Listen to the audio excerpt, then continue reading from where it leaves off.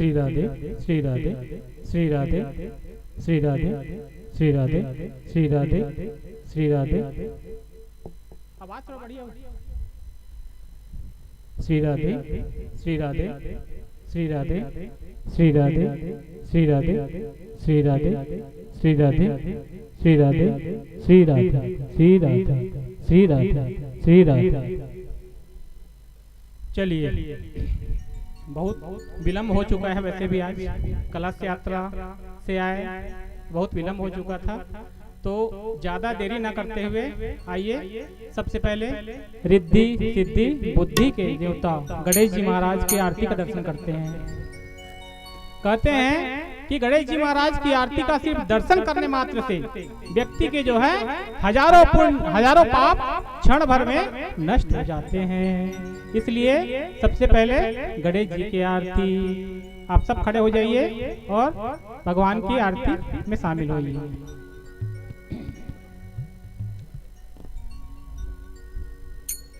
गजाननं भूते गणाधिसेवितं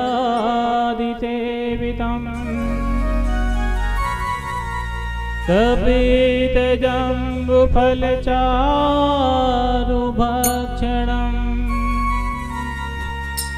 उमासुतं शोकविनाशकारकम् नमामि विघ्नेश्वरपादपङ्कजम्। ॐ जय गौरी नंदा बाबा जय गौरी नंदा गणपति आनंद कंदा गणपति आनंद कंदा मैं चरणन बंदा। ओम जय गौरी नंदा ओम जय गौरी नंदा प्रभु जय गौरी नंदा गणपति आनंद कंदा गणपति आनंद कंदा मैं चरणन बंदा। ओम जय गौरी नंदा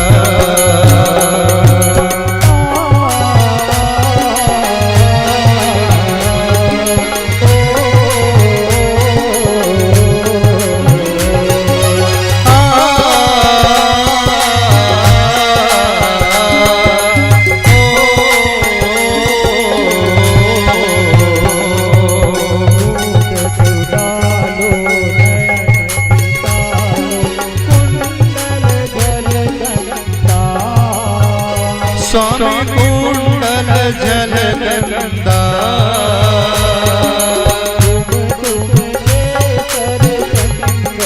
कुम कुम केसर चंदन ओम जय गौरी नंदा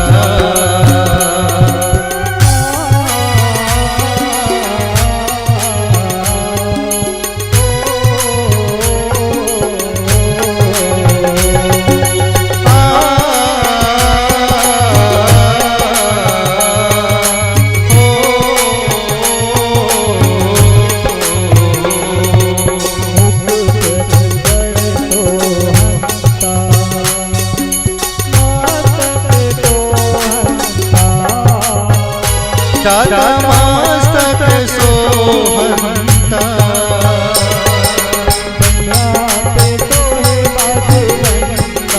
बैया पे सोहे बाजू बंदा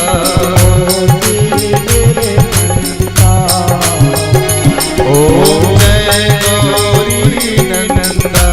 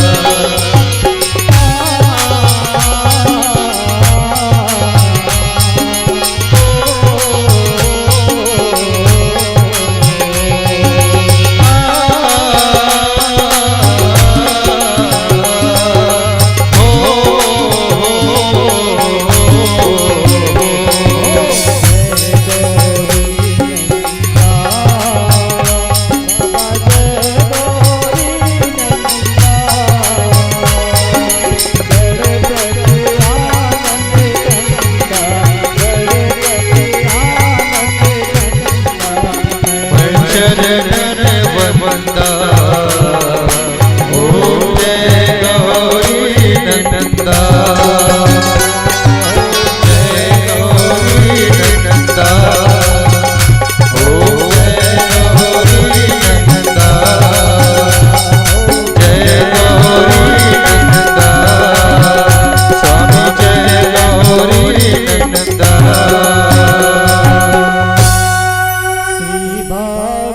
भगवान की है आरती, पापियों को पाप से है तारती। श्री भागवत भगवान की है आरती, पापियों को पाप से है तारती।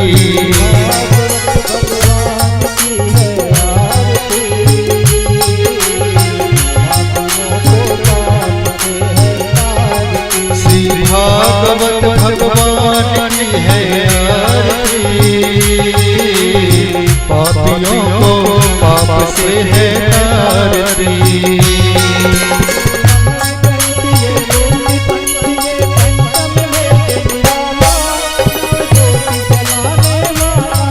ये अमर ग्रंथ ये मुक्ति पंथ ये पंचम वेद निराला, ना ज्योति जलाने वाला। हरि नाम यही, हरि नाम यही, हरि नाम यही, हरि नाम यही। पापियों को पाप से है तारती। श्री भागवत भगवान की है आरती, पापियों को पाप से है तारती।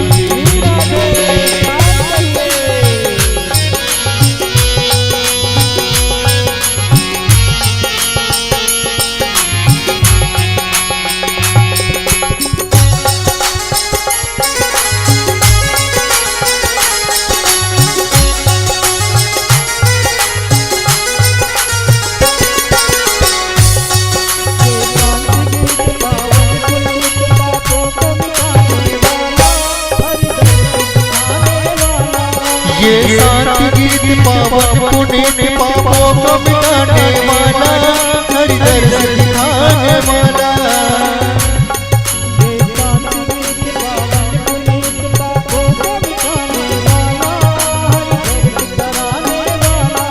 ये शांति गीत पावन पुनीत पापों को मिटाने वाला, हरि दर्श दिखाने वाला।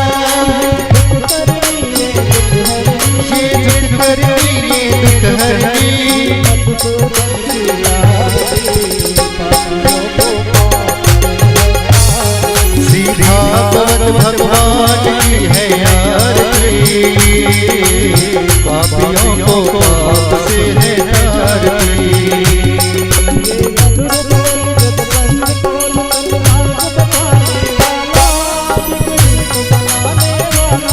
ये मधुर बोल जग खोल सब मार्ग बताने वाला, बिगड़ी को बनाने वाला।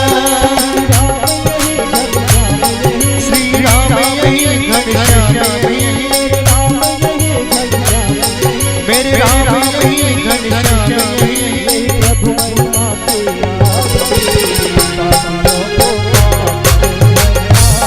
श्री भागवत भगवान की है आरती, पापियों को पाप से है तारती।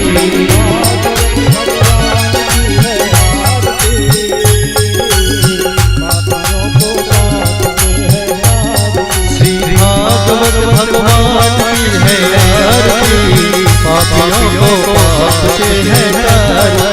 भागवत भगवान की है आरती, पापियों को पाप से है तारती।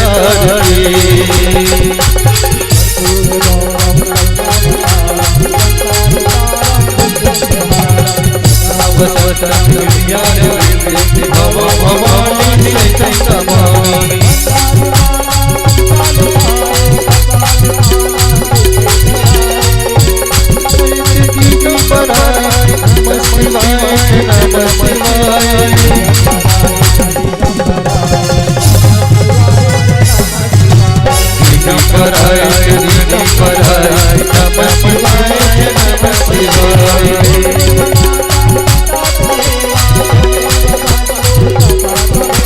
त्वमेव माता च पिता त्वमेव त्वमेव बन्धु च सखा त्वमेव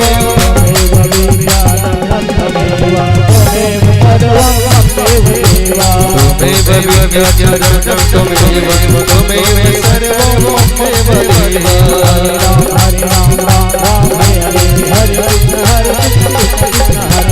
हरे राम राम राम हरे हरे हरे कृष्ण कृष्ण कृष्ण हरे हरे हरे राम हरे राम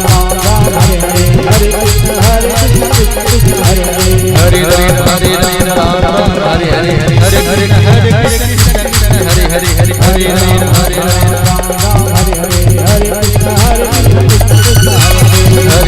हरे राम हरे हरे हरे हरे कृष्ण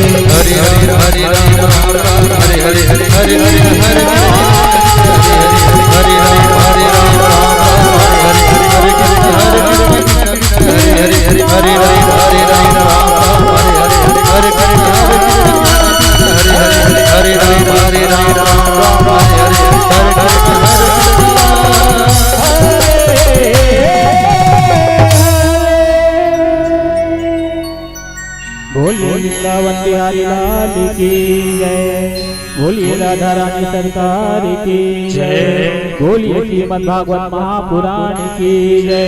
बोलिए व्यास जी महाराज की जय। बोलिए सुखदेव जी महाराज की जय। जले शीतलीकरणपुष्पै देवादिवन्दनं आत्मानादिवन्दनं श्री आराधिक्यं समर्पयामि। प्रदक्षिणा करेंगे। ओम ये तीर्थानि प्रचरन्ते श्रीकाहस्तानि कनिकणाना ते काकं सहस्रयोजनेव धनवानि तनवसे जानि गानि जपापानि जन्म जन्मान्तरकृतानि च तानि सर्वाणि नश्यन्तो प्रदक्षिणायां प्रदेवदे। भगवान को आरती दिखा करके चावल पुष्प लेकर के क्षमा प्रार्थना करेंगे। जिनके पास पुष्प हो वो पुष्प रख लें और जिनके पास नहीं है अपने मन रूपी सुमन को अपने स्थान में ही खड़े खड़े अपने चित्त को भगवान के चरणारविंद में समर्पित करते हुए पुष्प अर्पण करेंगे। ओम कायेन वाचा मनसेन्द्रियैर्वा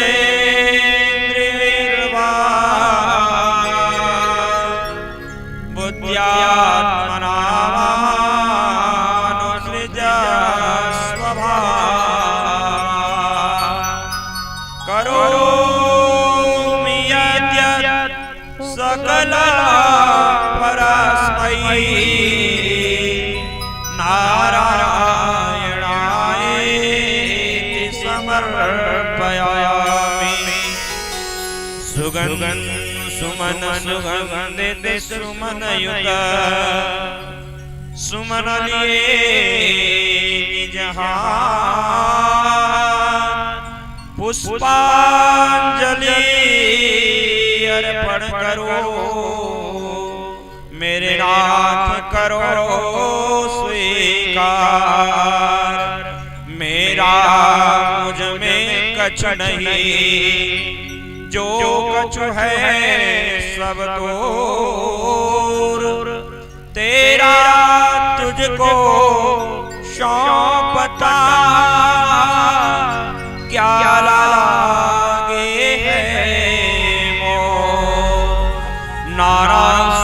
कुर्वन्ति पुष्पाणि यथा कालोद्भवानि च पुष्पाञ्जलिर्मया दत्ता गृहाण परमेश्वर मंत्रद्वारा मंत्रपुष्पाञ्जलि समर्पयामि नमस्कारं नमस्करोमि। बढ़िया, एक स्वर से भगवान नाम का जयकारा निकलनी चाहिए। जिनको जिनको भी इष्ट है टांग वाले से प्रेम हो, वही लोग एक दूसरे से सुर मिला करके जयकारा लगाएंगे। किनका किनका है टेढ़ा टांग? हमारा तो है भाई, है ना? तो हम तो जयकारा लगवाएंगे, आप लोग लगाएंगे कि नहीं लगाएंगे आप जाने। बोलिए वृंदावन बिहारी लाल की, बोलिए श्रीमद् भागवत महापुराण की, बोलिए व्यास नारायण भगवान की। नमः पार्वती पतये, हर हर हर हर महादेव शंभो। राधे राधे, राधे राधे। सीते सीते, सीते सीते, बोले श्री राम कृष्ण भगवान की।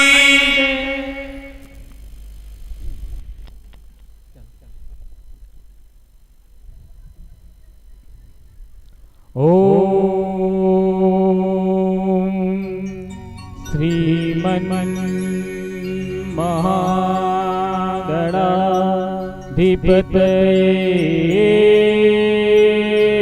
नमः। ओम श्री सरस्वत्यै नमः। ओम श्री गुरुदेवाय नमः। ओम श्री मातृपितृ चरण कमलेभ्यो नमः।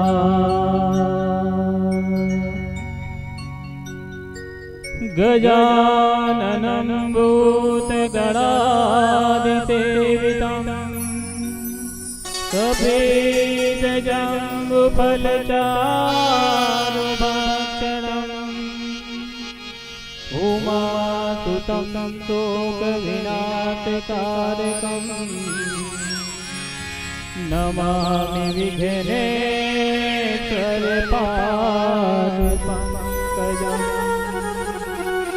सर्वमङ्गलमाङ्गल्ये शिवे सर्वार्थसाधिके शरण्ये त्र्यम्बके गौरी नारायणी नमोस्तुते। मनोजमं मारुततुल्यवेगं जितेन्द्रियं बुद्धिमतां वातात्मजं वानरयुद्धमुख्यं श्रीरामदूतं शरणं प्रपद्ये। नारायणं नमस्कृत्यं नरं चैव नरोत्तमं देवी सरस्वती व्यासं ततो जयमुदीरये।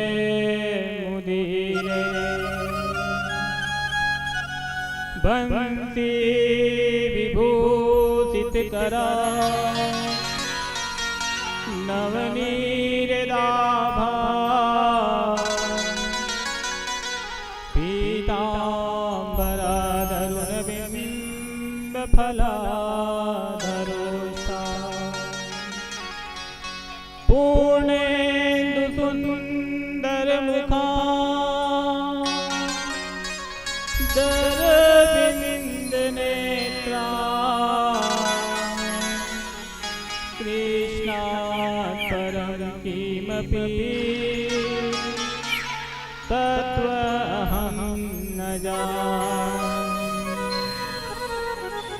जय जय श्री राधा रमण, जय जय नवल किशोर, जय गोपी चित चोर प्रभु,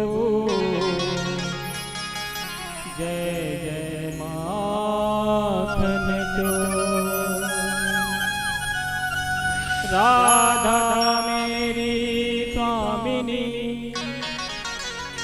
मैं राधे तेरो दास, जन्म जन्म मोहि दीजियो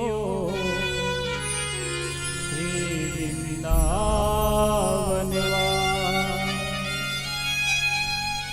वृंदावन तो वन नहीं, नंदगांव तो गाँव, वंशी वट तो वट नहीं, कृष्ण नाम सोना। वृंदावन के मर्म को और न जाने को, डाल डाल और पात पात में श्री राधे राधे हो। राधा राधा रटत ही सब व्याधा मिट जा, कोटि जन्म की आपदा श्री राधा नाम से जा। राधा मेरी मात है, पिता मेरे घनश्याम, इन दोनों के चरणों में मेरा कोटि कोटि प्रणाम, कोटि कोटि प्रणाम। बोलिए वृंदावन बिहारी लाल की जय। अखिल ब्रह्मांड नायक सच्चिदानंद पूर्ण पुरुषोत्तम वृंदावनेश्वर कौन? भगवान कृष्ण। और जगत जननी जगदम्बिका, इन्हीं की आद्या शक्ति हमारी राधा रानी। और इनके अनन्य लाड लड़ते अति बलवान हनुमंत जी महाराज, हनुमंत जी महाराज की कृपा से आज आपके ग्राम कोनी श्रीमद् भागवत महापुराण सप्ताह कथा ज्ञान यज्ञ का आयोजन इतना सुंदर किया गया। किसके द्वारा और क्यों किया गया है? तो स्वर्गीय श्री शिवरात्रि यादव की वार्षिक श्राद्ध में उनकी पुण्यतिथि में उनकी मोक्ष प्राप्ति के लिए किनके द्वारा? श्रीमती ईमल यादव और इनके सुपुत्र और पूरे यादव परिवार द्वारा ये आयोजन, बहुत सुंदर आयोजन किया गया। कहते हैं कि जब जन्मों के पुण्य का उदय होता है, जन्म जन्म के पुण्य का उदय होता है, तब इस श्रीमद् भागवत को सिर में रखने का और श्रीमद् भागवत सुनने का सौभाग्य प्राप्त होता है। तो इनके यादव परिवार के कई जन्मों के पुण्यों का उदय हुआ। और धन्य है ऐसी पत्नी, धन्य है ऐसी पत्नी जिसने अपने पति की मोक्ष की कामना से इतने बड़े यज्ञ का आयोजन किया। और धन्य है उनके पुत्र जो उनके इस काम में सहयोग किए और उनके काम में हाँ कहा।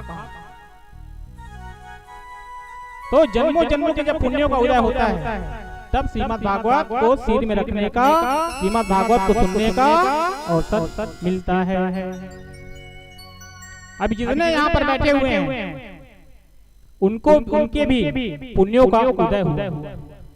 जो यहाँ बैठे हुए हैं भागवत पंडाल में, उनके सभी के पुण्यों का उदय हुआ है जो यहाँ पर बैठे हुए हैं। नहीं तो जिसकी किस्मत में नहीं है ना, वो 9 दिन में एक दिन यहाँ पंडाल में नहीं पहुंच पाएगा, इसकी कृपा के बाद। जिस पे इसकी कृपा रहेगी वही इस पंडाल में बैठ पाएगा, नहीं तो तैयार होकर घर से निकल जाएगा भागवत सुनने के लिए। एंड टाइम में उसके मोबाइल में फोन आएगा और वहीं से वो वापस चला जाएगा। तो ये है हमारे कन्हैया टेढ़ी टांग वाले, इनका नाम टेढ़ा। कृष्ण बोलोगे तो जीभ को पलटाना पड़ता है, और राम सीधा कोई बोल सकता है। कृष्ण जीभ उल्टा हुआ तो कृष्ण, नाम टेढ़ा और काम भी टेढ़ा। और खड़ा होते हैं कैसे, हमेशा टेढ़े, कभी सीधे नहीं देखोगे इनको, है ना। तो जिन पे इनकी कृपा होती है वही यहाँ तक पहुँच पाते हैं। और आज की जो कथा है, श्रीमद् भागवत की कथा जो है सप्ताह कथा है, 7 दिन की कथा।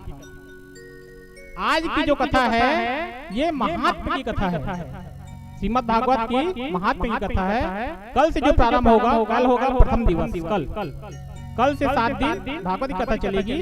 आज की जो कथा है वो कहाँ की कथा है, तो पद्म पुराण ने श्रीमद् भागवत की महत्ता को गाया है। क्यों गाया पद्म पुराण ने, क्योंकि अपनी प्रशंसा अपने मुख से नहीं किया जाता, इसलिए पद्म पुराण ने 6 अध्यायों में श्रीमद् भागवत की महिमा को बताया है। इसको खट्टाध्याय भी कहा जाता है। तो कथा प्रसंग में चलने से पहले क्या करना पड़ता है, मन और वाणी को पवित्र करना पड़ता है ना।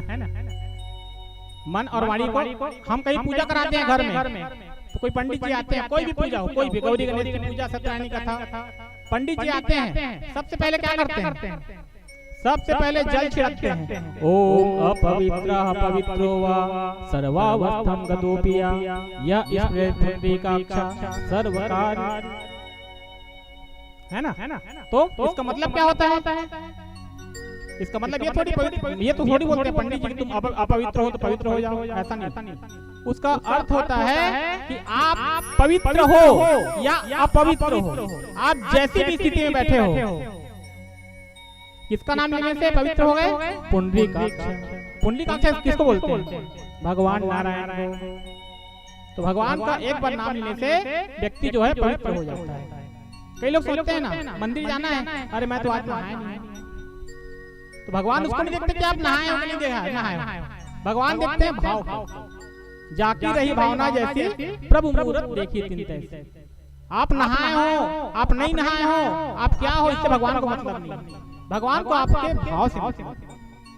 तो कथा में प्रवेश करने से पहले आइए मन और वाणी को पवित्र करने के लिए भगवान नाम का 5 मिनट संकीर्तन करते हैं। संकीर्तन करने के बाद फिर कथा में प्रवेश करेंगे।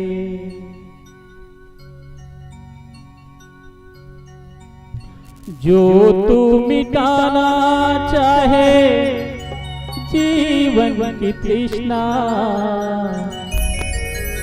जो तू मिटाना चाहे जीवन की तृष्णा,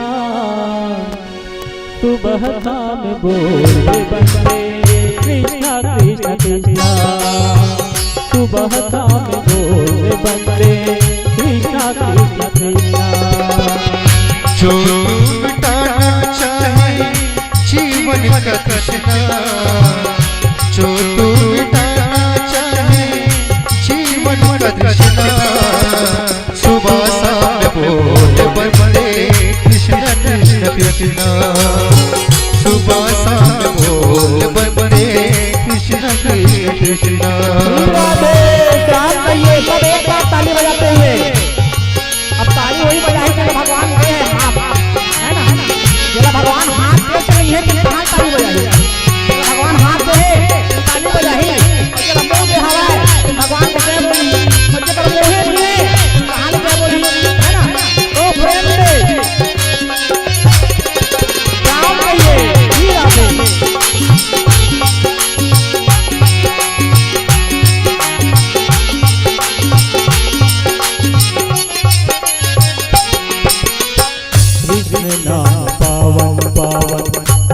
कृष्ण नाम प्यारा प्यारा, कृष्ण नाम पावन पावन, कृष्ण नाम प्यारा प्यारा। जो न बोले कृष्णा कृष्णा जग में वो हारा हारा, जो न बोले कृष्णा कृष्णा जग से वो हारा हारा। मन का मिटे अंधियारा बोल कृष्णा कृष्णा, जग का मिटे अंधियारा बोल कृष्ण कृष्णा। सुबह शाम बोल कृष्णा कृष्णा कृष्णा, सुबह शाम बोल कृष्ण कृष्ण कृष्ण। श्री राधे श्याम कहिए।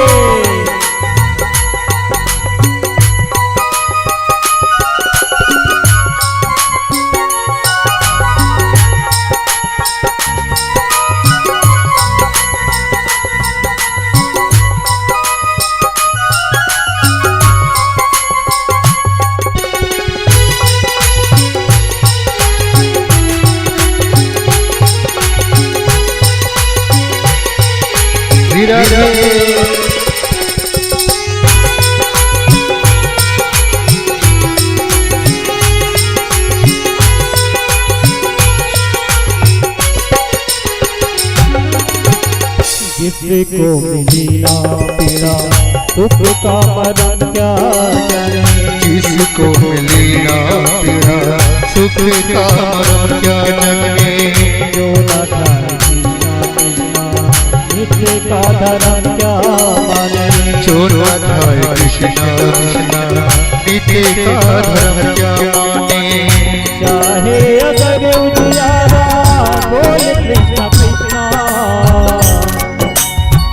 चाहे अगर उजियारा बोल कृष्णा कृष्णा, सुबह शाम बोल कृष्णा कृष्णा, सुबह शाम बोल कृष्ण कृष्ण कृष्ण।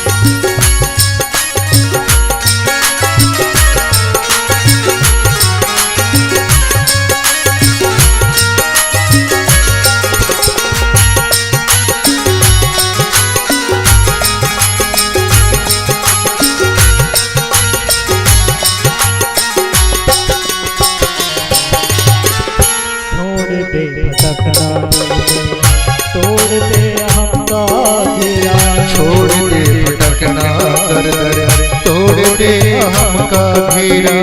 भूल जा जगत के वैभव, जग है दुखों का तेरा, भूल जा जगत का वैभव, जग है दुखों का तेरा।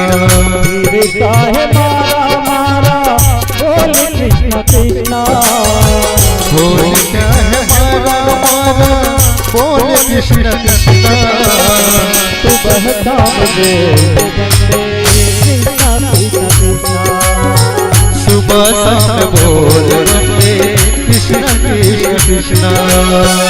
जो तू मिटाना चाहे जीवन की कृष्णा, जो तू मिटाना चाहे जीवन का कृष्णा।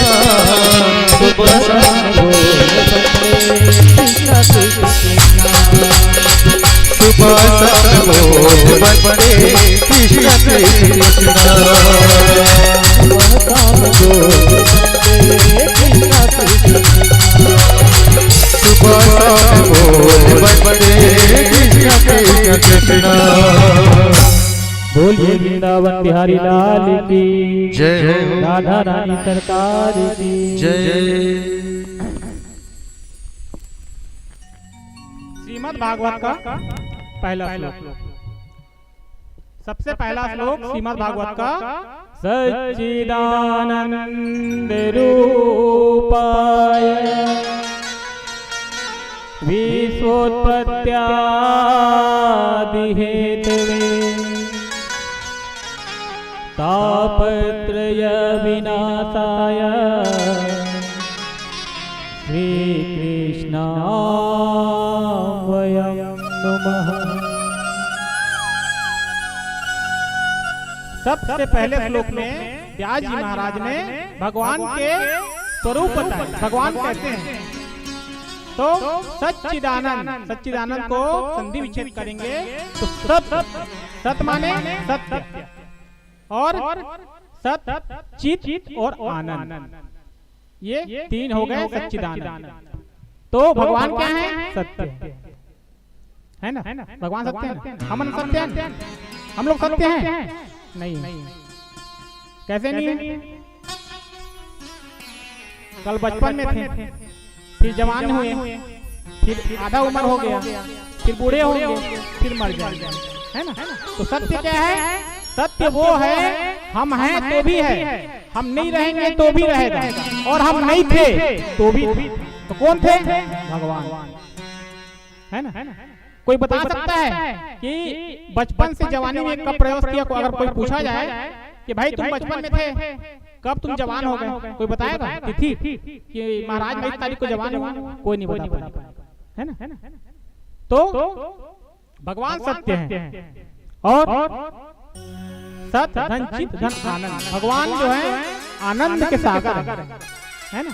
जब भगवान कृष्ण का जन्म हुआ तो ये नहीं कहा गया कि नंद के यहाँ लाला हुआ। क्या कहा गया? नंद के आनंद हुए जय कन्हैया लाल, है ना। तो भगवान जो है वो आनंद के सागर है। तो श्रीमद् भागवत का पहला श्लोक है सच्चिदानंद रूपाय विश्वोत्पत्त्यादि हेतवे। विश्व की उत्पत्ति करने वाले हैं और नाश करने वाले भी वही। विश्वोत्पत्त्यादि हेतवे और तापत्रय विनाशाय। तीन प्रकार के ताप होते हैं हमारे शरीर में, दैहिक, दैविक और भौतिक। तो तीनों प्रकारों के ताप को शांत करने वाले भगवान है। तापत्रय विनाशाय श्री कृष्णाय वयम। ऐसे भगवान को, ऐसे ईश्वर को मैं प्रणाम करता हूँ। ये हुआ पहला श्लोक। नैमिषारण्य की पावन भूमि में, नैमिषारण्य की पावन भूमि में 88,000 ऋषि बैठे हुए हैं और 88,000 ऋषियों के प्रमुख जो ऋषि हैं उनका नाम है सौनक जी ऋषि, सौनक ऋषि। सौनक ऋषि उनके प्रमुख हैं, इसलिए उस 88,000 ऋषियों को सौनकादि ऋषि के नाम से जाना जाता है। और उनके सामने बैठे हैं सूत जी महाराज। सूत जी महाराज जो है उम्र में छोटे हैं और सौनक जी महाराज उम्र में बड़े हैं, वृद्ध हैं, लेकिन सूत जी महाराज ज्ञान में बड़े हैं। तो सौनक जी महाराज जो है 88,000 ऋषियों की ओर से सूत जी महाराज को प्रणाम कर रहे हैं और प्रणाम करके क्या कहते हैं? सूत जी महाराज से कहते हैं अज्ञान ध्वांत विध्वंस कोटि सूर्य समप्रभ सूताख्याहि कथा सारम मम कर्ण रसायन।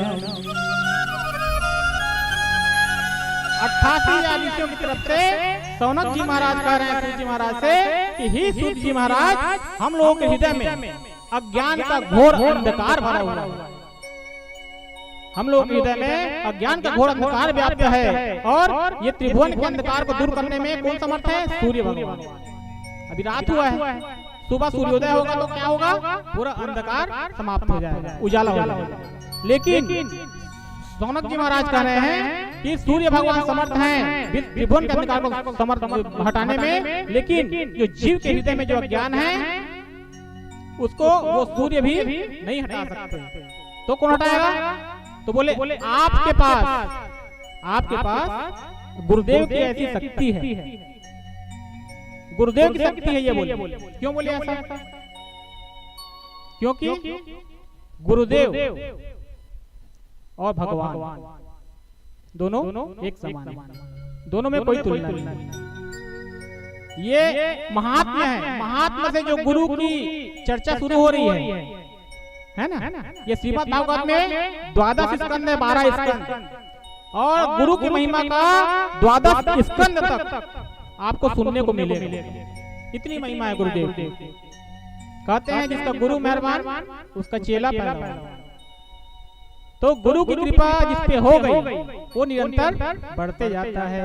तो सौनक जी महाराज बोले हैं सूत जी से कि आपके ऊपर गुरुदेव की साक्षात कृपा है, तो हम ये जानना चाहते हैं कि हमारे जो मन में यह ज्ञान है इसका उपाय क्या है, इसको दूर करने का। पहला और दूसरा चीज पूछ रहे हैं, भक्ति ज्ञान और वैराग्य को बढ़ाने के लिए संत जन क्या करते हैं, कौन सा काम करते हैं। तो आपके ऊपर गुरुदेव की कृपा है, आप हमको ऐसे कोई शास्त्र के बारे में बताइए। इस प्रकार से 88 ऋषियों के तरफ से सौनक जी महाराज सूत जी महाराज से कह रहे हैं। तब सूत जी महाराज प्रसन्न हो गए और सूत जी महाराज ने कहा कि लोक कल्याण की कामना से आप लोगों ने बहुत ही उत्तम प्रश्न पूछा है मुझसे, और मैं आप लोगों को एक श्रीमद् भागवत की कथा सुनाने जा रहा हूँ। सूत जी महाराज कहते हैं जो व्यक्ति मृत्यु लोक में आया है, इस मृत्यु लोक में जो आया है सबको जाना है, कोई आगे कोई पीछे कोई उसके बाद, सबका नंबर लगा हुआ है। तो सूत जी महाराज कह रहे हैं सबसे बड़ा डर अगर व्यक्ति को है तो वो है मरने का। और कौन डर हवे? आदमी अकेले अरे कब मर जाऊं पता नहीं, कहूँ पहले जान डरती ना आदमी है कि हाँ मैं मरने वाला हूँ, तो जान पूछ रोज तिहार है ना। तो सबसे बड़ा अगर डर है मनुष्य को तो वो है मरने का। तो सूत जी महाराज ने कहा कि मृत्यु का डर जो था वो परीक्षित जी का भाग गया। क्या सुन करके? तो बोले श्रीमद् भागवत महापुराण। तो मैं आप लोगों को श्रीमद् भागवत महापुराण की कथा सुना रहा हूँ, सावधान तनया सुनो, आप लोग सावधान होकर के सुनिएगा। फिर सूत जी महाराज कहते हैं क्याल ब्याल मुख ग्रास त्रास निर्णास हेतवे श्रीमद् भागवतम शास्त्रम तीरेण भासितम्। सूत जी महाराज कहते हैं कि जो काल रूपी अजगर है वो अजगर अपने मुंह को फैलाए हम सब की तरफ बढ़ रहा है, धीरे धीरे शनय शनय सबकी तरफ बढ़ रहा है, और जिसकी बारी आती जाएगी वो अजगर जो है उसको निगलते हुए चले जाएगा। तो ऐसे में हमको क्या करना चाहिए? तो बोले श्रीमद् भागवत का श्रवण करना चाहिए, जिससे मृत्यु के भय से भी आदमी दूर हो जाता है। और इसकी महत्ता बताने के लिए सूत जी महाराज बोले सौनक जी ऋषियों को 88 ऋषियों को सूत जी महाराज कहते हैं कि जब सुखदेव जी ने परीक्षित को श्रीमद् भागवत कथा सुनाने के लिए बैठे, तब देवता लोग क्या किए? देवता लोग सुधा कुंभागृहे त्वैव देवता समागमम्। देवता लोग अमृत का कलश लेके आ गए सुखदेव जी महाराज के पास। तो सुखदेव जी महाराज बोले कैसे? तुम लोग कैसे आए? तो बोले आप इनको श्रीमद् भागवत सुना रहे हो, किनको? परीक्षित जी को। क्यों सुना रहे हो? तो बोले इनको मृत्यु होना है 7 दिन में, तक्षा काट देगा, तो इनको मृत्यु का भय है, आप इनको श्रीमद् भागवत सुना रहे हो। तो हम लोग क्या किए हैं? ये अमृत कलश लेके आए हैं। आप एक काम करिए, ये अमृत का कलश जो है आप परीक्षित को पिला दीजिए। परीक्षित अमृत पी जाएंगे अमृत को, उसके बाद मरना ही नहीं, कोई तक्षक काट ले जाए, कुछ भी हो जाए। सुखदेव जी महाराज आश्चर्यचकित हो गए कि बोले देवता लोग कब से दूसरों को परमार्थी हो गए, क्योंकि देवता लोग अपने स्वार्थ के बिना कुछ नहीं करते।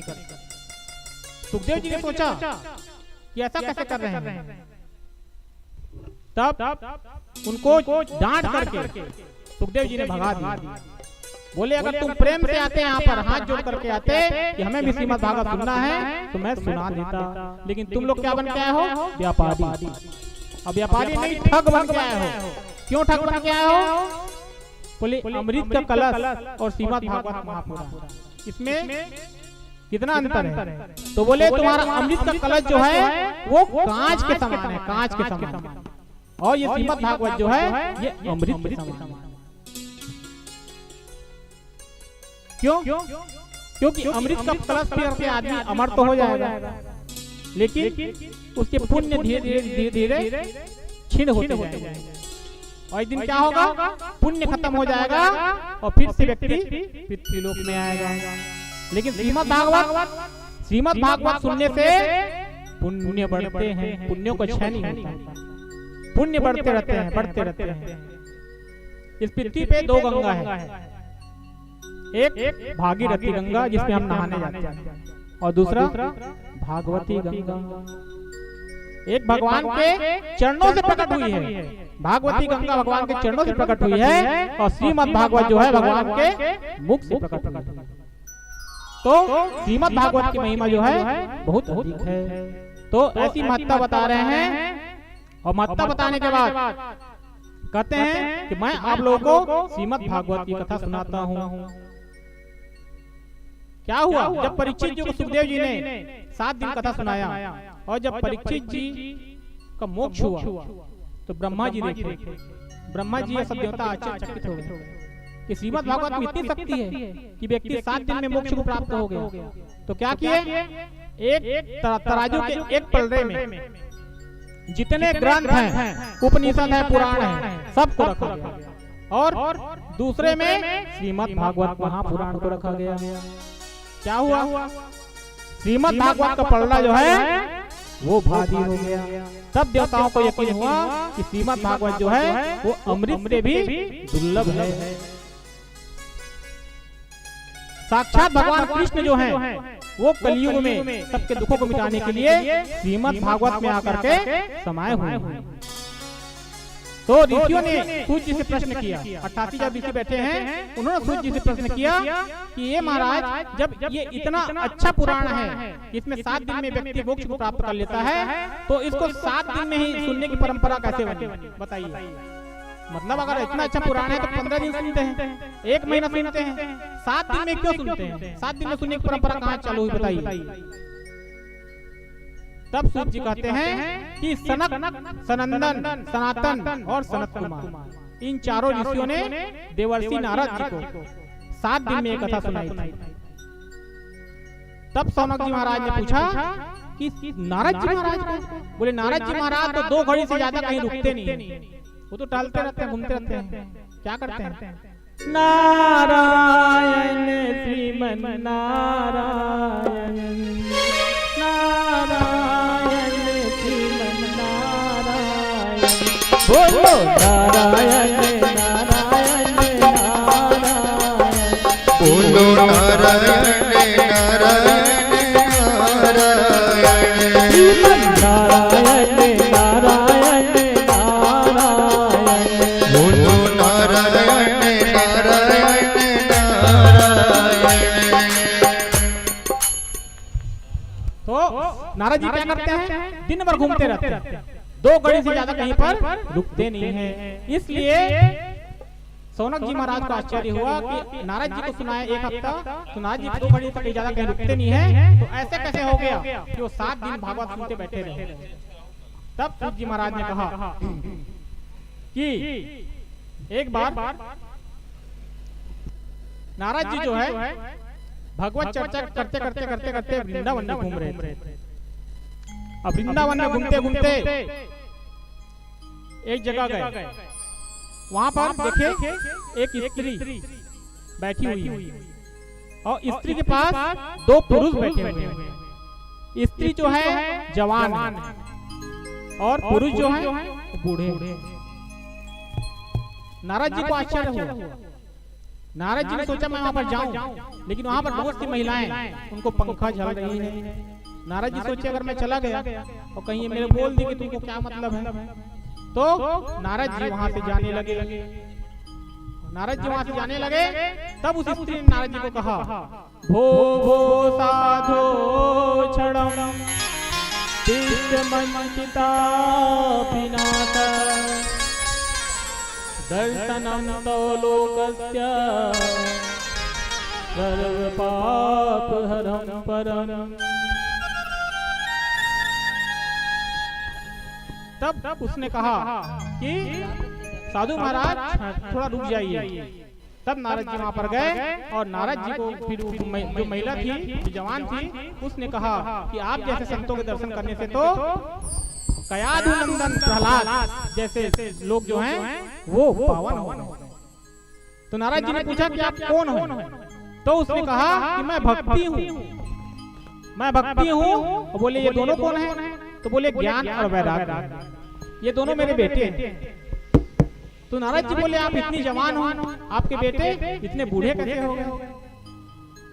है ना, आज भक्ति इतनी ज्यादा है, बहुत ज्यादा, गली गली में भक्ति है, हर जगह देखो भक्ति है, लेकिन ज्ञान और वैराग्य कहीं भी नहीं है। और बिना ज्ञान और वैराग्य के भक्ति करने का कोई अर्थ नहीं। जिसके पास ज्ञान और वैराग्य है, भक्ति है, वही व्यक्ति जो है भगवान को पा सकता है और भगवान को प्रसन्न कर सकता है। तो भक्ति आपको गली गली मिल जाएगा, लेकिन ज्ञान और वैराग्य एक क्षण नहीं, एक कहीं नहीं। तब उसने कहा अहम भक्ति रीति ख्याता इमो में तनयो मतो ज्ञान वैराग्य नामानो काल योगे न जल जरो। हे नारद जी, मैं भक्ति के नाम से विख्यात हूँ और ये दोनों बुड्ढे जो हैं मेरे सामने पड़े हैं, ये दोनों का नाम ज्ञान वैराग्य हैं, ये दोनों मेरे बेटे हैं। और समय की विडंबना देखो कि माँ तो जवान हो गई, लेकिन ये जो बच्चे हैं ये बुढ़े हो गए, ये मेरे दुख का मूल कारण है। मैं अपना पूरा बात सुनाऊं। बोली मैं दक्षिण भारत में पैदा हुई। पहले प्राचीन काल में दक्षिण भारत में सबसे ज्यादा भक्ति थी, सबसे ज्यादा। आज भी है साउथ भारत में, जो साउथ भारत में जो पूजा होती है वो पूजा यहाँ नहीं होती। तो बोले मैं साउथ भारत में, दक्षिण भारत में पैदा हुई, कर्नाटक में बढ़ी, महाराष्ट्र आदि प्रदेशों में कहीं कहीं मेरा सम्मान हुआ और सब पाखंडियों के बीच में खंडित होते हुए मैं घूमते घूमते कहाँ आ गई? वृंदावन में। तो जैसे ही मैं वृंदावन में आई, क्या हुआ? वृंदावन पुनः प्राप्य नयनेव स्वरूपिणी। मैं जैसे वृंदावन में आई, मैं तो जवान हो गई, लेकिन मेरे बच्चे जो हैं वो बूढ़े रह गए। और बोले अगर मेरे बेटे अगर बूढ़े ही रहे तो मैं इस भारत देश को छोड़ करके विदेश चली जाऊंगी। इस प्रकार से भक्ति माता ने नारद जी से कहा। तो नारद जी ने विचार किया कि अगर भक्ति अगर विदेश चली गई तो इस भारत भूमि का क्या होगा, जहाँ पर हमारे माधव ने विभिन्न प्रकार के रास रचाए हैं, तो भारत का क्या होगा। तब जो है नारद जी ने भक्ति माता को, उनके बेटे को ठीक करने के लिए प्रयत्न किया। नारद जी ने वचन दिया कि हे भक्ति माता, मैं नारद आपके दोनों बेटों को जवान कर दूंगा।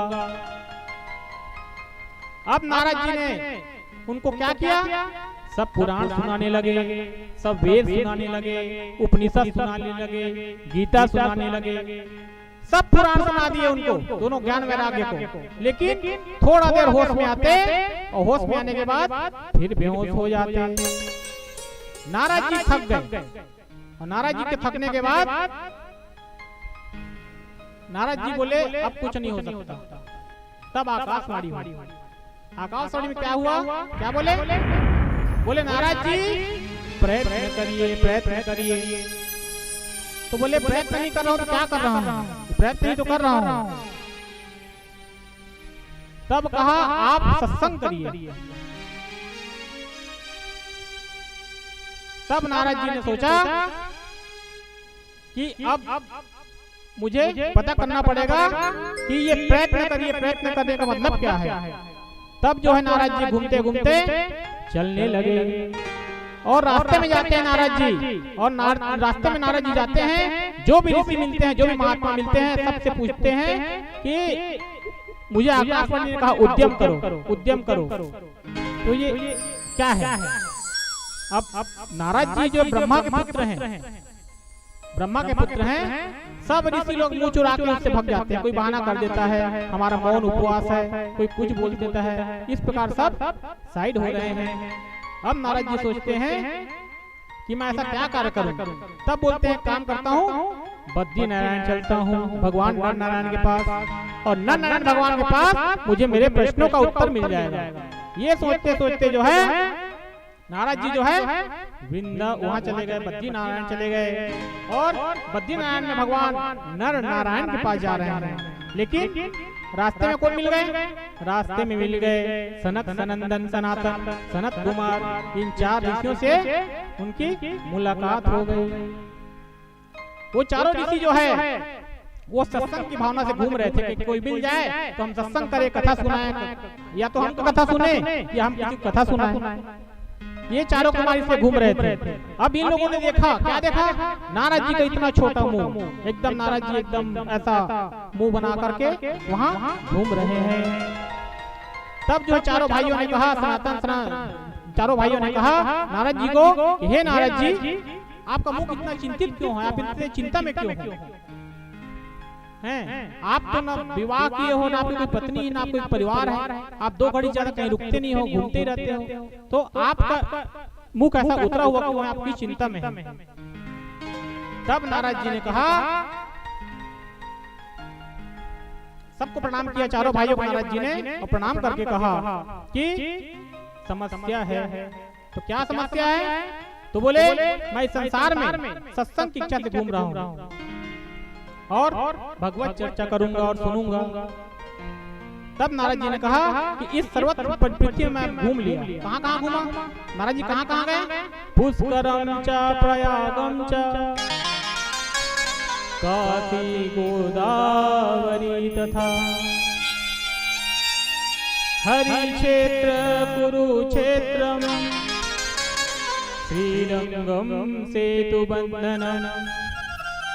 नारद जी कहते हैं मेरा मन बहुत बेचैन है, और मैं कहाँ कहाँ गया? पुष्कर।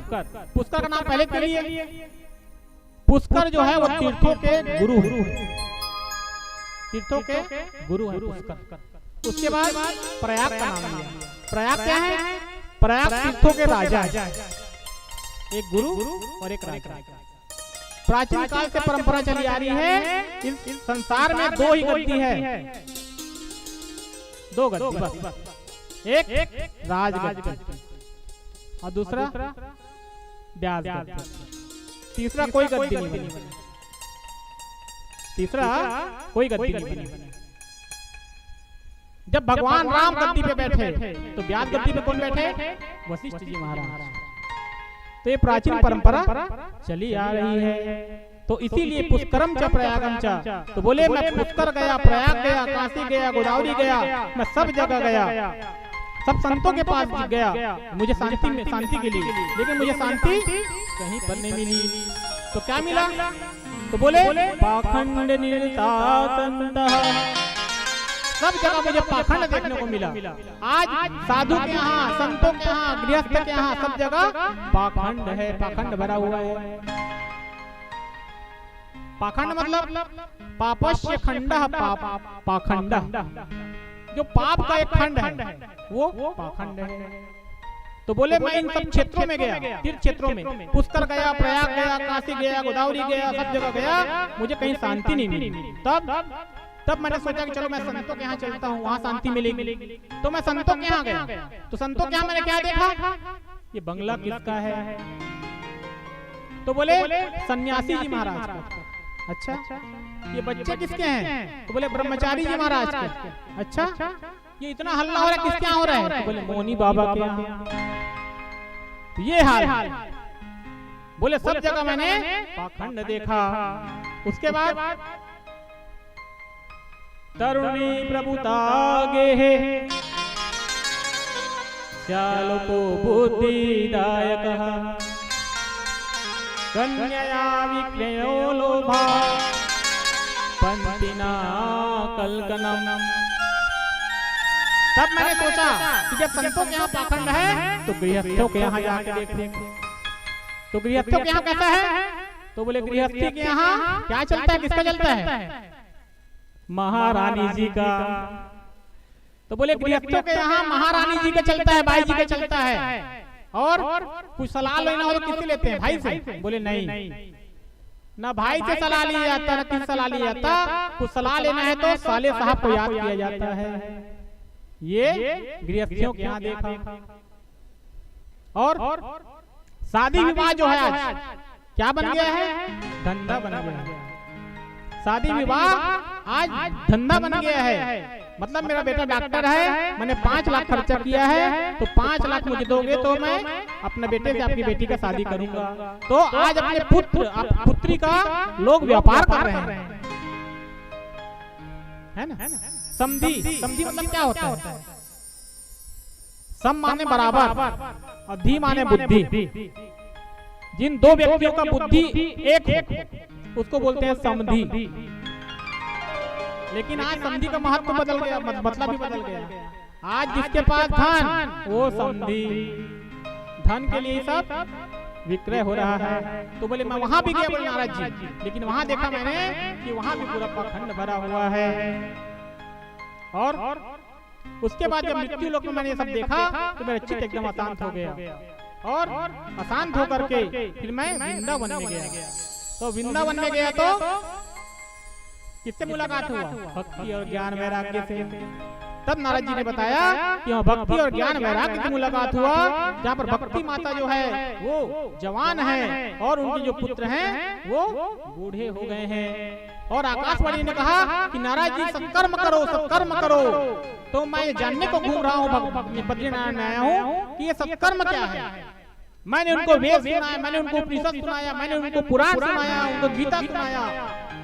तो सत्कर्म किसे कहते हैं? मैंने सब सत्कर्म करके देख लिया। तब चारों भाई सनत नंदन, सनातन, सनत कुमार हंसने लगे, मुस्कुराने लगे। बोले नारद जी इतनी छोटी सी बात के लिए आप इतने परेशान हैं, आपका मुंह इतना उतरा हुआ है। तो नारद जी बोले इतनी छोटी सी बात।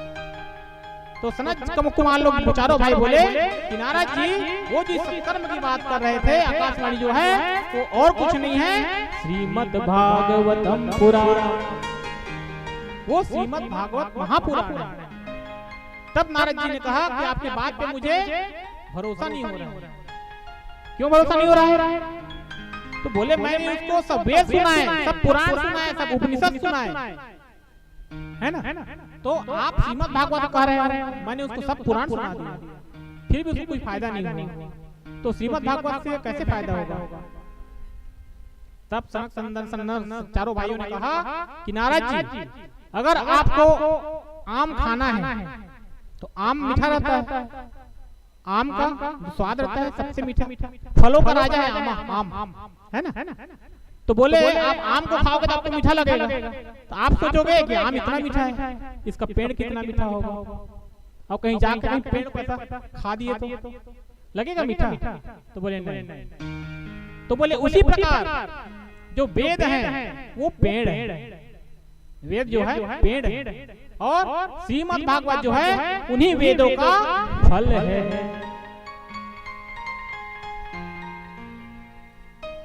तब नारद जी ने कहा कि चलिए मैं श्रीमद् भागवत सुनने को तैयार हूँ। तो बोले यहाँ नहीं तो कहाँ? तो बोलिए हरिद्वार में चलिए। क्यों कहा हरिद्वार में? क्योंकि उस समय बद्रीनारायण में उस समय ऐसा था, आज तो आवागमन साधन हो गया है, आज जवान लोग जाने लगे, बच्चे जाने लगे बद्रीनारायण केदारनाथ। पहले आदमी यहाँ सब बेटा बेटी विवाह कर दे, सब काम ले फुर्सत हो जाए, जब सियान हो जाए हाँ अब जाए बेरा आ गए तो चलो केदारनाथ बद्रीनाथ, है ना? ऐसा था पहले। आज सब साधन हो गए हैं, आज बच्चे जा रहे हैं केदारनाथ बद्रीनाथ। तो इसलिए हरिद्वार में आ गए। बद्रीनारायण में सब संत लोग रहते हैं ऊपर, वो तो वहां पर नीचे के लोग जा नहीं सकते कथा सुनने को, है ना? और वहां से ऋषि लोग ज्यादा नीचे आ नहीं सकते। तो हरिद्वार जो है क्या हुआ, बीच का है दोनों का, बद्रीनारायण और इधर दोनों के बीच का है हरिद्वार। तो हरिद्वार में कथा प्रारंभ हुआ, हरिद्वार में कथा प्रारंभ हुआ। नारद जी श्रोता बने और चारों भाइयों ने उनको सुनाना शुरू किया। और जब श्रीमद् भागवत सुनाना शुरू किया तो उस समय क्या हुआ, जैसे श्रीमद् भागवत शुरू हुआ, भक्ति माता के जो ज्ञान और वैराग्य पुत्र थे वो जवान हो गए और भक्ति माता वहां पर प्रकट हो गई और प्रकट होकर के बोली कि सबके लिए यहाँ पर स्थान है, संतों के लिए अलग, गृहस्थों के लिए अलग। बोले मैं कहाँ बैठूं, मुझे बताइए। सब चारों भाइयों ने कहा कि यहाँ पर जो लोग बैठे हैं इनके आप हृदय में विराजमान हो जाइए। तो भक्ति माता सबके हृदय में विराजमान हो गई और ताता थैया नृत्य करने लगी। तो ये है श्रीमद् भागवत का महात्म्य। उसके बाद समय बहुत हो गया है, संक्षेप में मैं बता रहा हूँ आप लोगों को। तो वहाँ पर ज्ञान और वैराग्य जो हैं दोनों यौवन अवस्था को प्राप्त हो गए, दोनों जवान हो गए और सब के सब भक्ति मैया नाचने लगी और नाच करके भगवान की गुणों को गाने लगी। तो इस प्रकार से सूत जी महाराज जो है वो सौनकादि ऋषियों को सुनाते हैं कथा। अब नारद जी कथा सुन रहे हैं, चारों भाई सुना रहे हैं। तब नारद जी ने बोले चारों भाइयों को, हे महाराज मुझे ये बताइए कि ये श्रीमद् भागवत जो है कैसे कैसे पापियों को पार कर सकता है। कैसे कैसे पापियों मतलब कोई सीमा होगा पाप का जिसको पार कर दे, है ना।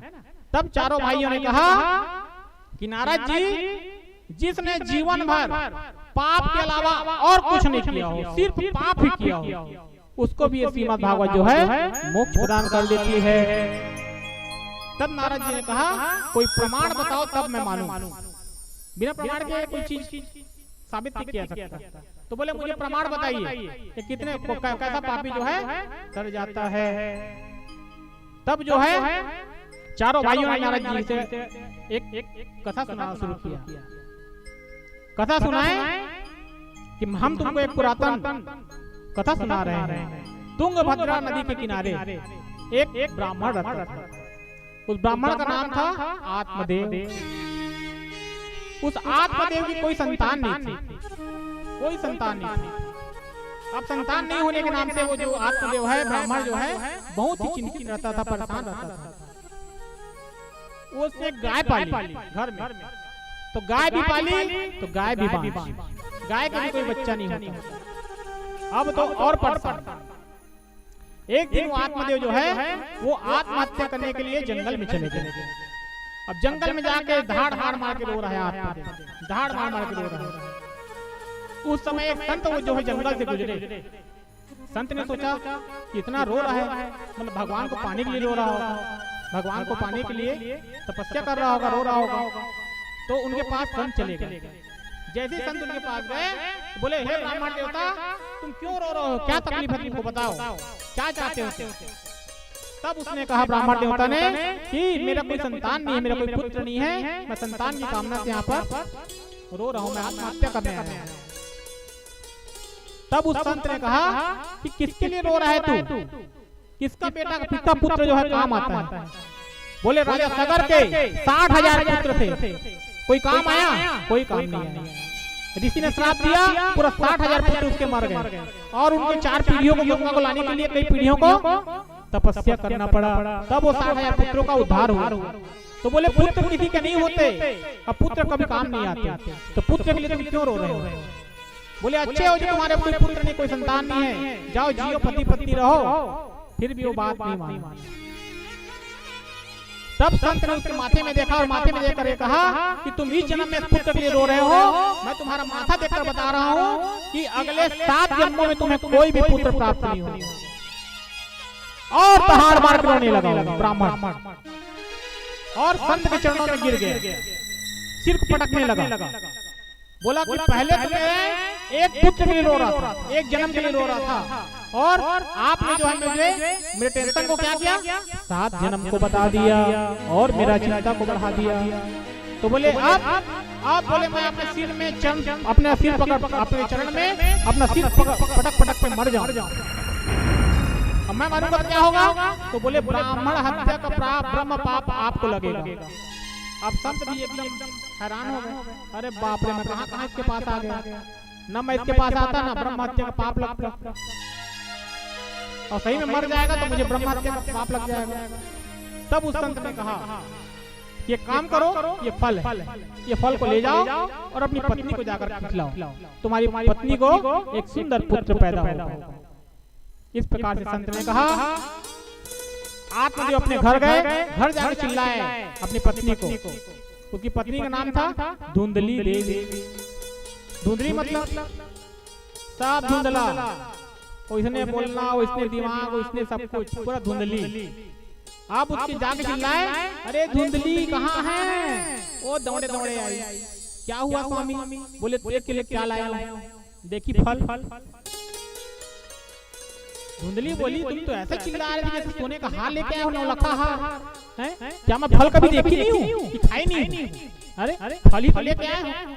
तो बोले ये साधारण फल नहीं है। तो बोले इस फल को खाओगी तो तुम्हें संतान की प्राप्ति होगी, ये संत ने दिया हुआ फल है।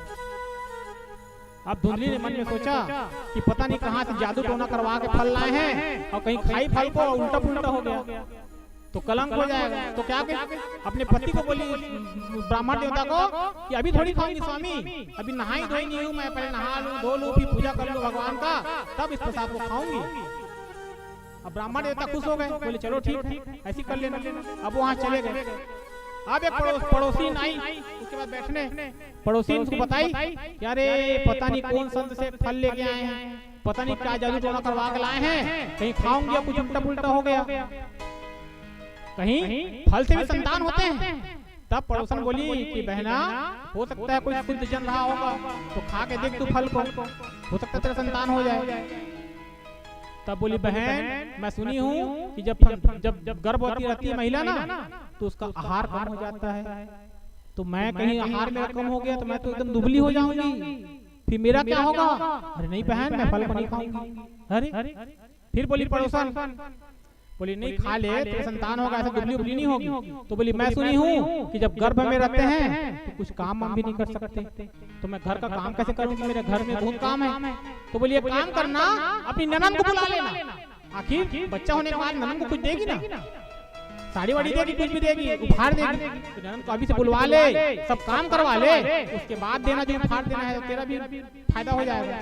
तो बोली अरे वो चोटी का नाम मत लेना, बहुत बड़ी चोटी है मेरी नना, उसको बुला लूंगी तो पूरा घर मेरा साफ कर देगी। बोली अरे ये भी परेशानी है। और फिर बोली और मैं सुनी हूँ कि जब गर्भवती रहती है महिला तो दौड़ भाग ज्यादा नहीं कर सकती, कहीं घर में आग लग गया सब भाग जाएंगे, मैं जल के मर जाऊंगी, मैं भैया फल को नहीं खाऊंगी। और फिर बोली मैं सुनी हूँ कि सुखदेव जी महाराज अपनी माँ के गर्भ में 12 साल तक रहे, और कहीं मेरा बच्चा कहूँ 4 साल रह गया तो मैं तुम्हारे खाने मर जाऊं, भैया मैं फल खाने नहीं कर रहा। अब पड़ोसन बोली भैया तेरी जैसी बुद्धि होकर मैं जा रही हूँ, चली गई। अब ये सोचने लगी धुंधली क्या करूँ क्या करूँ क्या करूँ। तब उसकी छोटी बहन है, उसकी छोटी बहन बहुत गरीब, तो जब छोटी बहन चाहती नहीं थी कि कोई संतान हो, उसने अपनी बहन को बताया। तब उसकी बहन ने बताया, उसकी बहन ने कहा कि बहन तेरे पास संतान नहीं है ना, और मेरे पास संतान है तो मेरे पास धन नहीं है, तो एक काम कर, मेरा जो भी संतान होगा ना उसको मैं तेरे को दे दूंगी। उसकी बहन चाहती थी कि मेरा संतान जो है इसके पूरे प्रॉपर्टी का मालिक बने, तो उसने कहा मेरा जो संतान होगा उसको मैं लाख तेरे दे दूंगी, और तू उसको बता देना ब्रह्मा देवता को ये मेरा पुत्र है। तो फल का क्या करूं? तो बोली फल का क्या करेगी, गाय है घर में बंधा है, गाय को खिला दे। अब धुंधली ने उसकी बात मान ली, बोली बहन तू जैसा बोल रही है वैसे ही करना, तो अपने पुत्र को होगा ना मेरे को ला के देना। बोली ठीक। अब दोनों का समझौता हो गया। अब क्या किया धुंधली ने, उस फल को लेकर के गाय को खिला दिया। अब कुछ दिन बीतते गए, कपड़ा बांध के अंदर में चंद्रा डाल के ब्राह्मण देवता को चूतिया बनाने लगी धुंधली देवी। अब समय बीतते गया, 6 महीना हुआ था। 6 महीने बाद उसकी बहन को एक बेटा हुआ। उसने क्या किया, चुपचाप उठा करके लाके धुंधली देवी को दे दी। अब धुंधली देवी ने अपने ब्राह्मण देवता को दिखाया और कहा हमको पुत्र की प्राप्ति हुई है। ओ ब्राह्मण देवता प्रसन्न, पूरे गांव में मिठाई बंटवा रहे हैं, एकदम खुश हो गए कि हमारा पुत्र हुआ है। धीरे धीरे समय व्यतीत हुआ। 3 महीने बाद जो घर में गाय बंधी थी उसका भी एक पुत्र हुआ। और गाय का पुत्र हुआ और पूरा शरीर आदमी जैसा और कान गाय जैसा। अब दोनों का नामकरण का समय आ गया। तो उस गाय से जो पुत्र हुआ था उसका नाम रखा गया गोकर्ण। अब धुंधली के पुत्र की बारी थी नाम रखने की, तो आत्मदेव जी बोले इसका नाम गोकर्ण, गाय का जैसा कान है तो गोकर्ण। और बोले इसका नाम, धुंधली बोली चुप, सबके नाम तो ही रखते हैं, मोर बेटा मैं नाम रखा। तो बोले चल भाई तही नाम रख। तो बोले मोर नाम धुंधली, तो मोर बेटा के नाम धुंधकारी। अब धुंधकारी नाम रख दी। धीरे धीरे समय व्यतीत होते गया, समय व्यतीत होते गया। उसके बाद दोनों बच्चे बड़े होते गए और गोकर्ण जी जो है वो फल से हुए। तो इतने बुद्धिमान थे, इतने बुद्धिमान थे। और धुंधकारी अपनी माँ जैसा महाखलु, खलु मतलब खल मतलब ओकर दुए काम रहे का खाना और लड़ना, तीसरा कोई काम नहीं। गोकर्णो महाज्ञानी और धुंधकारी महाखल। गोकर्ण जो है बहुत बड़े विद्वान हुए, पंडित हुए। और धुंधकारी जो है बहुत बड़ा बदमाश हुआ। धीरे धीरे समय व्यतीत होते गया, समय व्यतीत होते गया कि क्या करने लगा, ऐसा कोई दुष्कर्म नहीं है जो धुंधकारी नहीं करता। शराब पीना, जुआ खेलना, जितने गलत काम हैं सब धुंधकारी करने लगा। अब आत्मदेव जी जब देखे तो अपना सिर पकड़ने लगे, सिर को पीटने लगे कि मैं इस पुत्र के नाम पे मरने चला, आत्महत्या करने चला। ऐसा पुत्र, बोले अगर ऐसा पुत्र होता है तो बिना पुत्र के रहना ही उचित है। अब वो अपने पिताजी को मारने लगा। धुंधकारी जो है अपने पिता को मारने लगा। ऐसा करते करते दिन बीता। एक दिन उसके पिताजी जो हैं वो आत्महत्या करने के लिए जाने लगे। गोकर्ण जी ने देखा, कहा पिताजी आप क्या करने जा रहे हो? बोले मैं आत्महत्या करने जा रहा हूँ। बोले ऐसा पुत्र है, ऐसा पुत्र किसी का नहीं होना चाहिए। तब गोकर्ण जी ने उनको बहुत सुंदर उनको समझाया अपने पिता को। बोले कि मैं और मेरा आदमी 2 रस्सियों से घिरा हुआ है। सब आदमी, हम सब जितने यहाँ बैठे हैं 2 चीजों से घिरे हुए हैं, 2 रस्सियों से बंधे हुए हैं। एक अहंता और एक ममता। अहंता मतलब ये शरीर, ये मेरा, पहला ये मेरा शरीर, और दूसरा ये मेरी पत्नी, ये मेरा पुत्र, ये मेरी पुत्री, ये मेरी ये।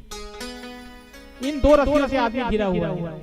गोकर्ण जी ने बहुत सुंदर उपदेश दिया अपने पिताजी को कि बोले पिताजी कोई किसी का नहीं है, कोई किसी का नहीं है, ना किसी का कोई पुत्र है, ना कोई किसी का पत्नी है। सब एक समय के लिए सफर में आए हुए हैं, जिसका समय आते जाएगा वो चलते जाएगा। तो कोई किसी का नहीं। और मैं मेरा, तो बोले हमारा ये शरीर भी नहीं, ये कुछ दिन के लिए मिला है। क्या होगा? कुछ दिन बाद मरेंगे, इसको स्वाहा कर दिया जाएगा। तब गोकर्ण, तब उसके पिताजी ने कहा, गोकर्ण के पिताजी ने, आत्मदेव जी ने कहा कि बेटा मैं करूं तो करूं क्या? तो बोले आप माया मोह को छोड़ो और अब भगवान का भजन करो। तब उनके पिता ने कहा कि भगवान के भजन में भी मेरा मन नहीं लगता। तो बोले आप सत्संग करो। भगवान में जिसका मन नहीं लगता उसको सत्संग करना चाहिए। क्यों? क्योंकि जैसा जिसका संग वैसी उसमें गुण आ जाते हैं। शराब पीने वाले का साथी शराबी है ना, तो जुआ खेलने वाला का जुआड़ी। तो आप सत्संग के साथ में रहोगे, सत्संग करोगे तो आप भगवान के भजन में लीन रहोगे, तो आप सत्संग करेंगे। तो इस प्रकार से जब उपदेश दिया, उस समय जो है आत्मदेव जी है, आत्मदेव जी 60 वर्ष के हो गए थे। गोकर्ण जी की उपदेश को सुने और मान करके जंगल में चले गए। जंगल में उनका समय व्यतीत होते गया और श्रीमद् भागवत के 10वें स्कंद का पाठ करते करते वो अंत में भगवान के वैकुंठ लोक में चले गए।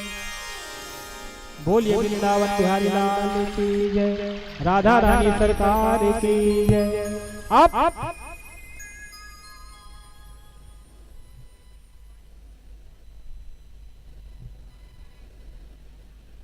अब क्या हुआ?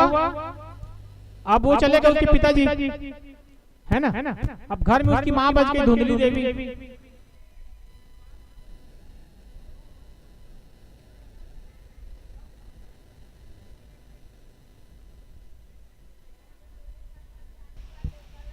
अब क्या हुआ? अब पिताजी चले गए। अब धुंधकारी जो है स्वतंत्र हो गया कि पिताजी चले गए, अब आजाद हूं मैं।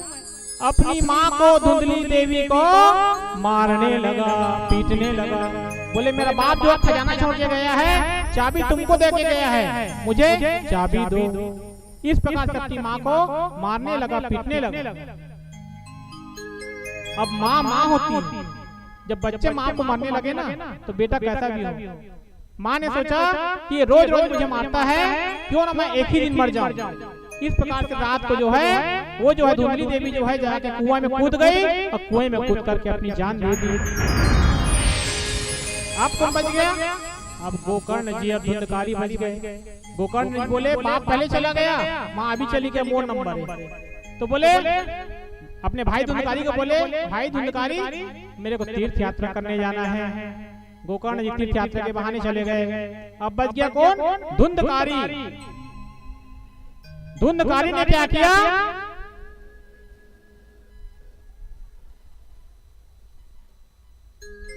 धुंधकारी ने क्या किया? गोकर्ण जी चले गए अपने तीर्थ यात्रा में।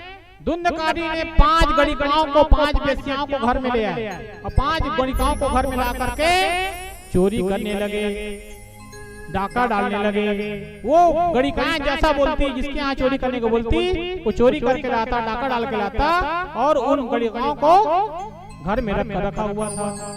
एक दिन क्या हुआ, उसने एक राजा के यहाँ चोरी करी और राजा के यहाँ जब चोरी करके आया तो गणिकाओं को बहुत सारा धन दिया। गणिकाओं ने सोचा कि राजा के राजमहल से चोरी करके लाया है, आज नहीं तो कल राजा को पता चलेगा और राजा को पता चलेगा इसके साथ हम लोग भी लपेटे में आएंगे। तो क्या करें? बोले इसको खत्म करो, इसी को खत्म कर दिया जाए। सब धन तो हम लोग पास है, ना रहेगा बांस ना बजेगा बांसुरी। रात में एक दिन जो है सो रहा था धुंधकारी। 5 वेश्याओं ने क्या किया, गणिकाओं ने क्या किया, उसके खटिया से हाथ पैर को बांध दिया। अब हाथ पैर से बांध दिए तो वो चिल्लाने लगा। जब चिल्लाने लगे तो देखिए गणिकाओं ने देखा घर में आग जल रहा था, पूरा कोयला, धधकता हुआ कोयला। तो क्या किए, उस धधकते हुए कोयले को ला करके उसके धुंधकारी के मुंह में भर और इस प्रकार से तड़प तड़प के वो जो है धुंधकारी मर गया। अब धुंधकारी के मरने के बाद क्या किए, उस गणिकाओं ने वहीं पर उनको दफना दिया, गड्ढा खोद के उसी घर में दफना दिया उसको और गणिकाएं वहां चली गई। अब जब कुछ दिन बाद वहां पर गोकर्ण जी ने तीर्थ यात्रा में सुना कि मेरा भाई धुंधकारी मारा गया, तो उन्होंने विधि विधान से उनका श्राद्ध किया।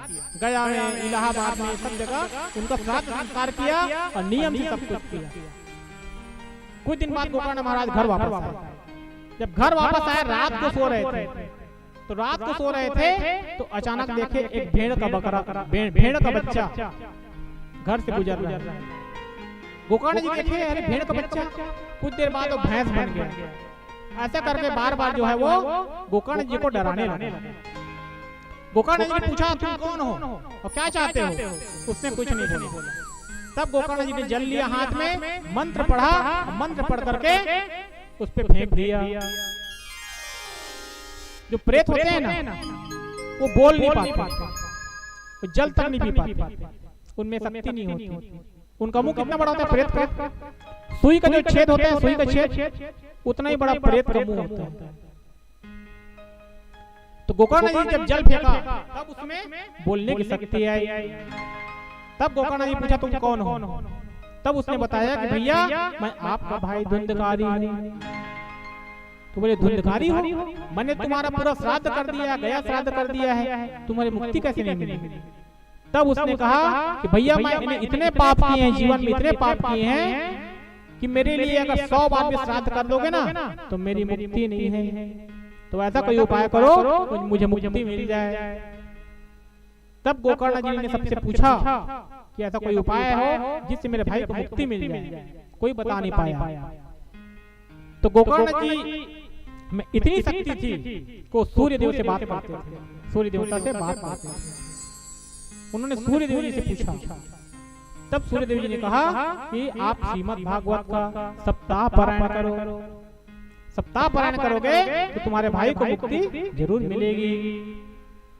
तो उनकी बात को मान करके गोकर्ण जी महाराज ने सप्ताह पारायण श्रीमद् भागवत महासप्ताह कथा पारायण का आयोजन।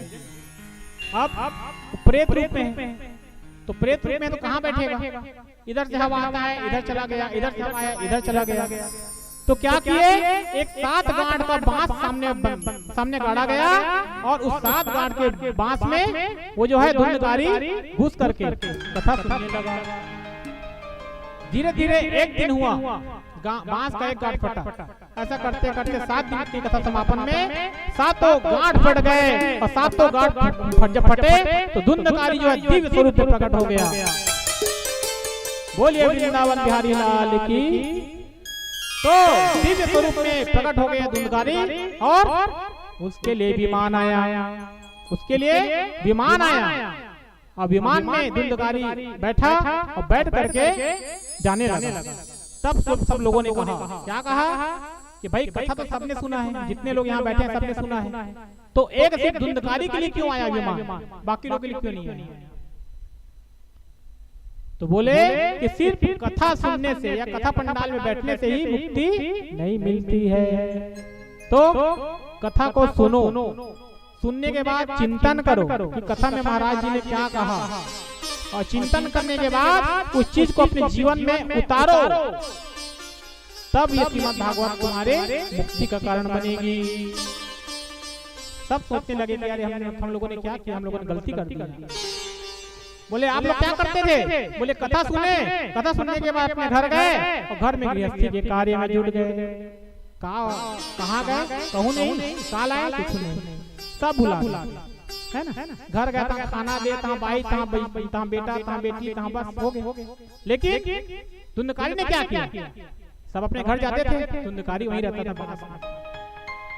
और महाराज जी ने जितने कथा बताया, जितना कथा सुना उन्होंने, वो सबके जाने के बाद रात भर उस बांस में सोचता था कि महाराज जी ने क्या बताया और मेरे को क्या करना चाहिए था और मैं क्या करता रहा जीवन। खाली यही सोचता रहा, यही सोचता रहा, मनन करते रहा, चिंतन करते रहा और पश्चाताप करते रहा और उसका पाप खत्म हो गया। तब सब लोगों ने गोकर्ण महाराज जी महाराज को बोला कि हमको फिर से आप श्रीमद् भागवत की कथा सुनाइए। तब दोबारा जो है गोकर्ण जी महाराज ने फिर से श्रीमद् भागवत को सप्ताह पारायण सुनाया। इस बार जो है जितने व्यक्ति वहां बैठे हुए थे श्रीमद् भागवत सुनने, सब के लिए विमान आया। और जैसे भगवान राम अपनी पूरा प्रजाओं के साथ स्वर्ग लोक को गए थे, वैसे गोकर्ण जी महाराज जो है जितने कथा श्रोता थे सभी के साथ वे वैकुंठ लोक को चले गए। बोलिए वृंदावन बिहारी लाल की जय, बोलिए राधा रानी सरकार की जय। तो इस प्रकार से नारद जी ने पूछा था सनकादि ऋषियों से, ये कैसे कैसे पापियों को ताड़ता है ना। तो इसकी कथा बताई कि जो जीवन भर सिर्फ पाप ही किया हो, ऐसे भी पापी को ये 7 दिन में श्रीमद् भागवत जो है मोक्ष प्रदान करती है। अब नारद जी पूछ रहे हैं कि इसको करने की विधि क्या है, श्रीमद् भागवत को करने की विधि क्या है, इसमें खर्चा कितना आता है। मनीराम हर कोई पूछता है, आजकल जन मिलते हैं पूछते महाराज भागवत में खर्चा आते हैं, तो सब जना बता आप बैठे सुन लेवा। श्रीमद् भागवत में लिखा है कि एक कन्या का विवाह करने में जितना पैसा खर्चा आता है, तो जो व्यक्ति श्रीमद् भागवत कर रहा होता है उसको उतना खर्चा करना चाहिए। मतलब एक जैसे लखपति आदमी है, उसकी बेटी की शादी में 5 लाख लगता है ना, तो उसको 5 लाख खर्चा करना चाहिए श्रीमद् भागवत में। लेकिन गरीब की बेटी का शादी विवाह जो है 50,000 में हो जाता है ना। तो 50,000 में भी श्रीमद् भागवत हो सकता है। ये बताया यहाँ पर कि इसके लिए धन की आवश्यकता उतनी ही है जितने कन्या के विवाह में खर्च। तो 50,000 में भागवत सुना जा सकता है और 5 करोड़ में भी 1 रुपया नहीं बचेगा, इतना भी खर्चा किया जा सकता है। पहला चीज। दूसरा चीज बोले इसको सुनने की विधि क्या है, कैसा करना चाहिए आदमी। तो बोले अगर कोई विशेष प्रयोजन से किया जा रहा है, संकल्प से कि मोर संतान नहीं है तो मैं श्रीमद् भागवत सुनूं, मोर घर में कुछ काम है श्रीमद् भागवत, तो उसके लिए पंडित जी से मुहूर्त दिखवानी चाहिए। और जो निष्काम सुनना है उसके लिए मुहूर्त की आवश्यकता नहीं है। उसके लिए महीना भी बताया कि इस महीने में श्रीमद् भागवत सुनना चाहिए। और कैसे सुनना चाहिए, तो बोले 7 दिन जो परिचित हैं उनको निराहार रख के भागवत कथा सुनना चाहिए। निराहार। तो बोले महाराज ये कलयुग है, निराहार एक दिन आदमी नहीं खाए तो दूसरे दिन कबाही इसे देखा देखते, तो वह तो निराहार कहा नहीं। तो बोले अगर निराहार नहीं रह सकते तो घी पी के सुनना चाहिए 7 दिन। तो बोले यहाँ रोटी चुपड़े वाली घी नहीं है, घी खाल पी आदमी। तो बोले घी नहीं है तो 7 दिन दूध पी के रहे। तो बोले वो भी नहीं रह सकता तो कैसे करे, तो फलाहार करे। फलाहार मतलब फल और आहार है ना, फल का जो हार होता है उसको फलाहार बोलते हैं। और आजकल तो उपवास है तो फलाहार, अरे साबूदाना के बड़ा, टमाटर के चटनी और मिर्ची ल छान दी, सब बैठे फलाहार करेगा। फली दाना, साबुन दाना, ये फलाहार है। फल नहीं कर रहा है, फलाहार है ना। तो बोले फलाहार करके रहे, आओ नहीं रह सकते तो बोले फलाहार कर नहीं सकते तो एक टाइम भोजन करें, एक समय। आओ एक समय नहीं रह सकते तो एक समय भोजन करके। तो बोले 3 बार भोजन करें, 3 बार भोजन करके बैठे, लेकिन ध्यान जो है कथा पे होना चाहिए। इस प्रकार से भागवत की विधि बताई, महात्म बताया। और महात्म बताने के बाद वहां पर कौन कौन प्रकट हो गए, प्रहलाद जी महाराज, नारद जी महाराज वीणा लेकर प्रकट हो गए, प्रहलाद जी महाराज मंजी क्या बोलते हैं वो लेके प्रकट हो गए।